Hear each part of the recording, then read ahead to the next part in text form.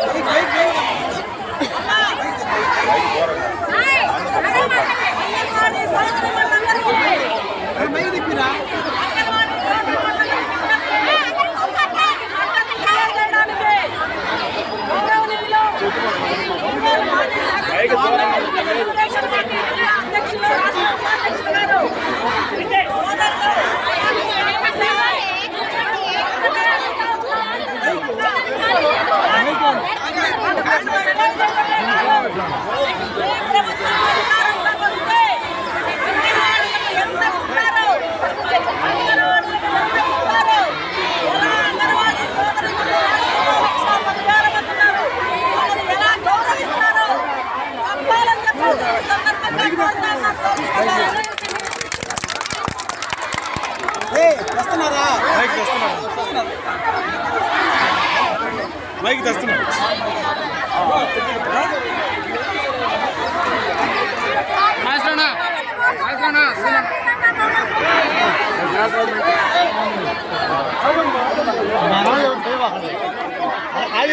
రావద్దు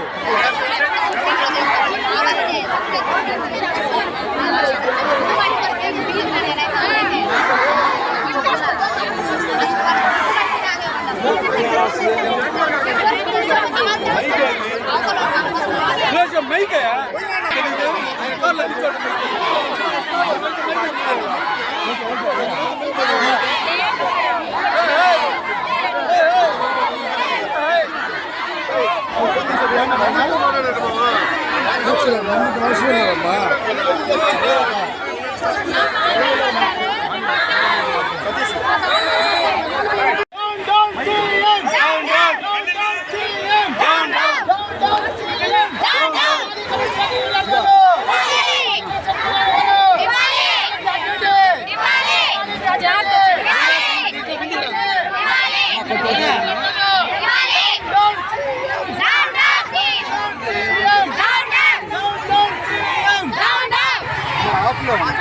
కానీ అలా నుంచి పట్టుకో చెప్తాను. అంగన్వాడీల యొక్క నిరోధితమైన పోరాటాన్ని ఉద్దేశించి మాట్లాడటం కోసం తెలుగుదేశం పార్టీ రాష్ట్ర ఉపాధ్యక్షులు సోదరుడు జనార్దన్ గారు వస్తున్నారు. ఈ సందర్భంగా మాజీ ఎమ్మెల్యే గారు అలాగే టీడీపీ జిల్లా నాయకులు మంత్రి శ్రీనివాసరావు గారు తప్పని వచ్చిన్నారు. ఈ సందర్భంగా అంగన్వాడీ వర్కర్స్ వెల్ఫేర్ యూనియన్ తరఫున ఒక్కటే డిమాండ్ చేస్తూ ఉన్నాం. అంగన్వాడీల ఐక్యత, అంగన్వాడీల యొక్క ఐక్యత. మన demand why not 26,000, why not 26,000, why not 26,000.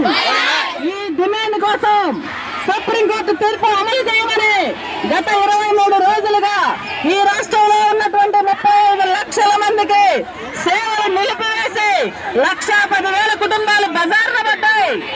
అయితే ప్రజానీకం మొత్తం సచివాలయం యంత్రాలు అంతా సెంటర్లు తెరవడానికి ప్రయత్నం చేసిన ప్రజానీకం మద్దతుతోటి ఒక్క కేంద్రం కూడా తెరవలేదు. అదే ప్రభుత్వానికి మాకు ప్రజానీకం ఇచ్చినటువంటి మద్దతు. ఈ సందర్భంగా ప్రజానీకం అందరికీ విప్లవాలు తెలియజేస్తూ ఇప్పుడు తెలుగుదేశం పార్టీ తరఫున అంగన్వాడీలకి మద్దతుతో పాటుగా స్పష్టమైన హామీ ఇవ్వాలి. మీరు ఎంత ఇస్తారు అంగన్వాడీలు తెలియజేయాలని చెప్పేసి ఈ సందర్భంగా కోరుతూ మాట్లాడాలని చెప్పేసి విజ్ఞప్తి చేస్తా ఉన్నాను. నమస్కారాలు. నేను అంతకుముందు కూడా మన అంగన్వాడీస్ అంతా కూడా అక్కడ చేస్తూ ఉంటే అంతకుముందు 4-5 రోజుల ముందు వచ్చి అందరితో కూడా ఆ రోజు మాట్లాడి తెలుగుదేశం పార్టీ మీకు అండగా ఉంటుందని చెప్పేసి ఆ రోజు చెప్పి మరుసటి రోజు కూడా మన వాళ్ళందరికీ మధ్యాహ్నం భోజనాలు కావాలని మన వాళ్ళు అడిగితే మధ్యాహ్నం భోజనాలు కూడా ఆ రోజు పంపించడం జరిగిందని చెప్పి కూడా నేను ఈ సందర్భంగా మీ అందరూ కూడా గుర్తు చేస్తున్నా. ఈ రోజు ఉండే పరిస్థితుల్లో 23 రోజులైంది. 23 రోజుల నుంచి మహిళలంతా రోడ్ల మీదకి వచ్చి ఈ రోజు ఇబ్బందులు పడతా ఉంటే ఈ జగన్ రెడ్డి ముద్దు నిద్రపోక ఇంట్లో నుంచి కూడా బయటకు రాకుండా కనీసం వాళ్ళ ప్రాబ్లమ్స్ ఏంటి, వాళ్ళకి మిగతా రాష్ట్రాల్లో ఏ విధంగా ఉంది, మన రాష్ట్రంలో మనం ఎంత ఇస్తున్నాం, వాళ్ళు అడిగే డిమాండ్స్ ఏంటి అన్నది కూడా పట్టించుకోలేని పరిస్థితిలో ఈ రోజు సైకో జగన్ రెడ్డి ఉన్నాడని చెప్పి కూడా మేము తెలియజేస్తా ఉన్నాం. కాబట్టి ఇది మంచి సాంప్రదాయం కాదు.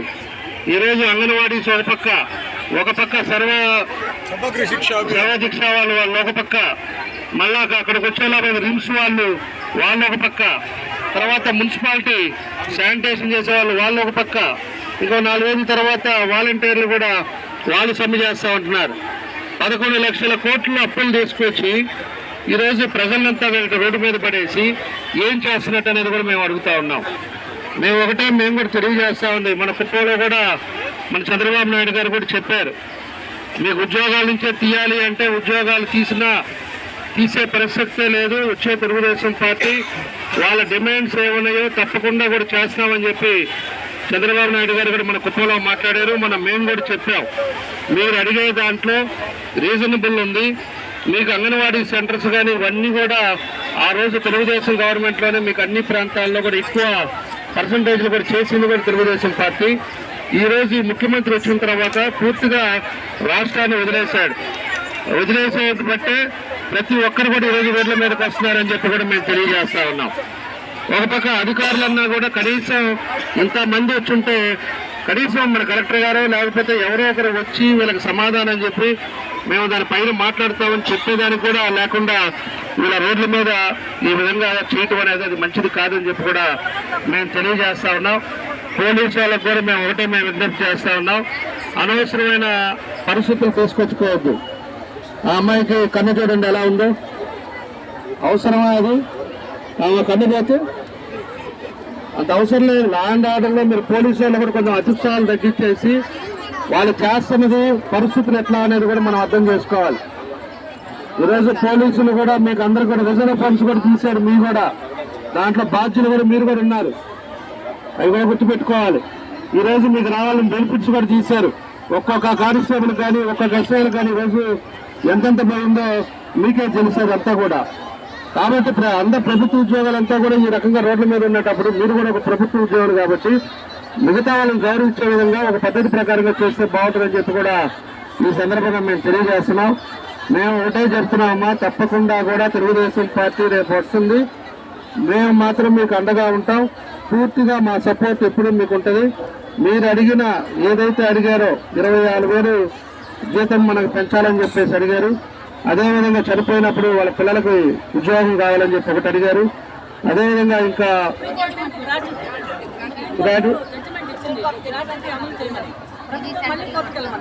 అదే సుప్రీంకోర్టు ఆల్రెడీ ఆర్డర్ ఇస్తే సుప్రీంకోర్టు అతను ఫ్యాక్షనిస్ట్ కాబట్టి కోర్టు ఆర్డర్లు కూడా పట్టించుకోడు. అలాంటివి కూడా ఉన్నాయి కాబట్టి ఇవన్నీ కూడా చేస్తాం. ఇదివరకు ఎట్లా ఉంది, ఇప్పుడు 4 సంవత్సరాలు 9 నెలలు ఎలా ఉందో కూడా మీ అందరికీ కూడా తెలుసు. కాబట్టి కొంచెం సమన్వయంతో మీరు కూడా జాగ్రత్తగా ఉండండి. అనవసరమైన ఇవన్నీ తెచ్చుకోగాకండి.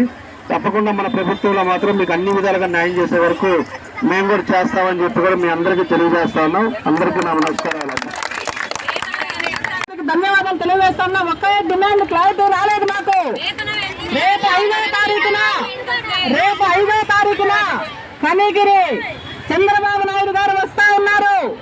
ఆ రోజున స్పష్టమైన హామీ ఇప్పించండి. మీరు ఎంత ఇస్తారు అంగన్వాడీలకు, మేము గెలిపించడానికి సిద్ధంగా ఉన్నారు అంగన్వాడీ మీరు చెప్తే అని చెప్పి అడుగుతా ఉన్నాం. ఎంత ఇస్తారో స్పష్టంగా చెప్పాలి. సుప్రీంకోర్టు గ్రాట్యుటీ అమలు చేస్తారా లేదా చెప్పాలని చెప్పేసి అడుగుతా ఉన్నాం. సోదరిమణులారా, ఆ ఉండే పరిస్థితులు మీకు తెలుసు. గవర్నమెంట్ ఏ విధంగా ఉంది, ఏ విధంగా డబ్బులు తీసుకొచ్చి ఏ విధంగా చేశారో ఈ లెక్కలు ఇవన్నీ కూడా చాలా ఉంటాయి. కాబట్టి నేను ఖచ్చితంగా చంద్రబాబు నాయుడు గారి దృష్టికి తీసుకెళ్తాం. ఆ రోజు అనౌన్స్ చేయడానికి కూడా మనం చెప్తాం. కానీ అటు తెలంగాణలో కూడా 18,000 ఇస్తున్నట్టున్నారు. ఇంకా ఎక్కడ ఎట్లా ఇస్తున్నారో మన బడ్జెట్ పరిస్థితులు ఏంటో కూడా చూసుకొని ఆయనే ఆ రోజు అనౌన్స్ చేసినట్టుగా నేను కూడా ఆయన దృష్టికి తీసుకొస్తాను. తప్పకుండా మీకు మంచి జరిగేటట్టు మేమందరం కూడా కృషి చేస్తాం. 10,500 ఇచ్చారు, మీరు వచ్చిన తర్వాత 1000 ఇచ్చాడు. తర్వాత రేపు మీరు అడుగుతున్న దాని మీద ఏం చేయాలనేది చేసుకుంటాం. ఇప్పటికిప్పుడుగా మనం ఎంత ఇస్తారో అనేది అది కరెక్ట్ కాదు. అది ఇప్పుడు వాళ్ళు చేయలేకపోయారు. రేపు ఏం చేయాలనేది కూడా రేపు 5వ తారీఖు ఆయన చేత అనౌన్స్ చేపిస్తాం. రేపు పెట్టాలి.